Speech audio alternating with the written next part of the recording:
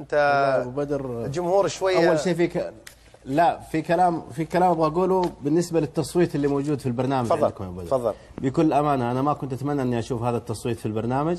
قد يكون انتم من حقكم تبغوا تشوفوا راي الناس، ولكن لما نوصل ناخذ راي الناس في احكام شرعيه، معروف حكم خروج المراه عندنا كمسلمين.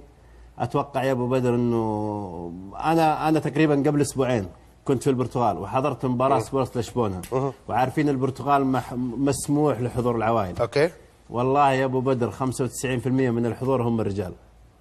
طيب هم ناس غير مسلمين. بس انا ودي اسالك، انا ابغى اعرف ايش المطالبه الان؟ ايش المطالبه الان؟ هل المراه عندنا ابو بدر معلش، هل المراه الان هي فقط ما في قضيه تهمها الان الا تخش الملعب او ما تخش الملعب؟ والله عندها قضايا تحتاجها نوقف معها اكثر من كذا. والله بقاء المراه في بيتها، والله حفظ للمراه، حفظ عفتها، حفظ دينها.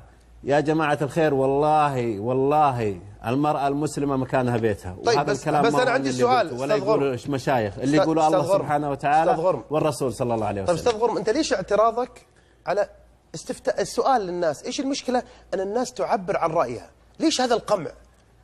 بصرف النظر هو تنفذ ولا ما تنفذ، احنا ما احنا جهة تنفيذ، احنا نسأل الناس. ليش عندنا حساسية نسأل الناس؟ إيش المشكلة؟ يا أبو بدر في الإسلام ما نسأل المسلمين عن الإسلام. وين المشكلة؟ أين المشكلة؟ عفوا أنا ما أقصد موضوع دخول أين الجانب الشرعي اللي فيه مشكلة؟ يعني إذا كان أنت في الفروسية موجودين.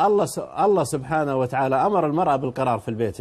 إذا خروجها للأسواق خطأ. والرسول صلى الله عليه وسلم في أحاديث كثيرة ذكرها الرسول صلى الله عليه وسلم أن المرأة ما تطلع إلا لحاجة. صحيح، عشان ما أبغى أخلط الأمور. أستاذ غرم، أنا ما أختلف معك، أنا متفق معك في حديثك ترى، بس للتوضيح خروجها أجل العمل خطأ، ذهابها للأسواق خطأ، أجلها شغلها في المستشفيات خطأ، أنت قلت تقعد في البيت. الحاجة لا بالعكس، الحاجة احنا نتكلم عن دخول الملاعب كرة القدم.